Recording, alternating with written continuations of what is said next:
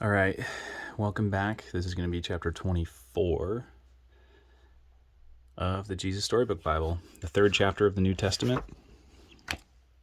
As we're reading, you've been reading along with me. I really appreciate it. I know there's some happy kids watching this video right now, and it makes me very, very happy. Also, whenever we travel, I play this playlist for my son when he is laying in bed. And I hope you are enjoying this storybook Bible as much as me. So we're going to start it off here, chapter 24, the King of all kings, the story of the three wise men from Matthew 2. Far away in the east, three clever men saw the very same star. Remember the star that the shepherds saw in chapter 23. That's the same star these guys are seeing. That's the star that God had put in the sky when Jesus was born. They knew it was a sign. A baby king had been born. They had been waiting for this star. They knew it would come. "He's here," they shouted. "He's here!" And I'm sure if you'd been there, you would have heard them laughing and dancing and singing until the sun came up.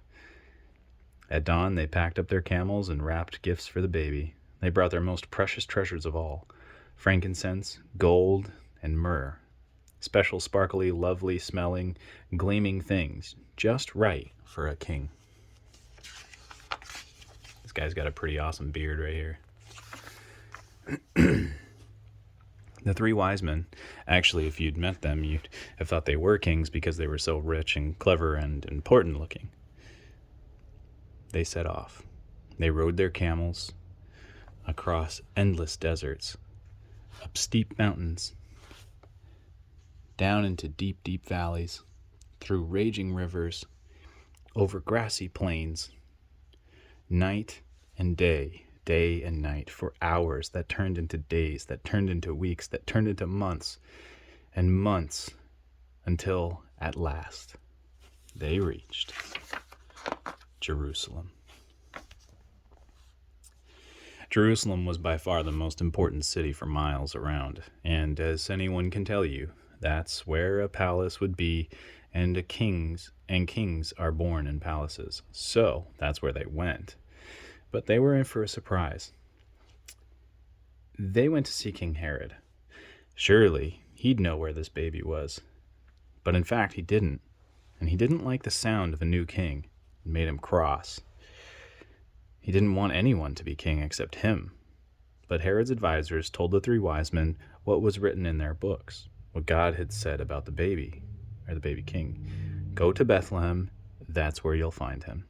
Suddenly the star they had seen in the east started moving again, showing them the way. So the three wise men followed the star out of the big city along the road into the little town of Bethlehem. They followed the star through the streets of Bethlehem, out of the nice part of town, through the not so nice part of town, into the really not nice at all part of town, down a little dirt track until it stopped right over a little house. But wait, it wasn't a palace. And there weren't any guards, or servants, or flags, or red carpets, or trumpets, or anything. Did they get it wrong?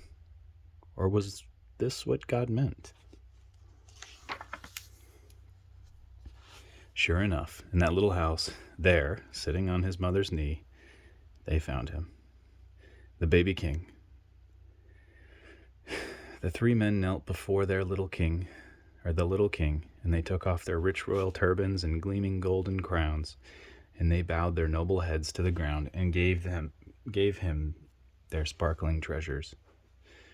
The journey that had begun so many centuries before had led three wise men here, to a little town, to a little house, to a little child, to the king God had promised David all those years before. Remember, back in the Old Testament, God had been promising all the way up.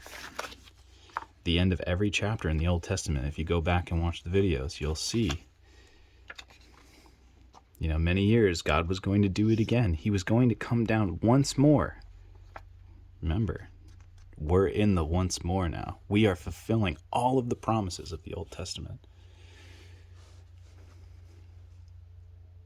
To the king God had promised David all those years before.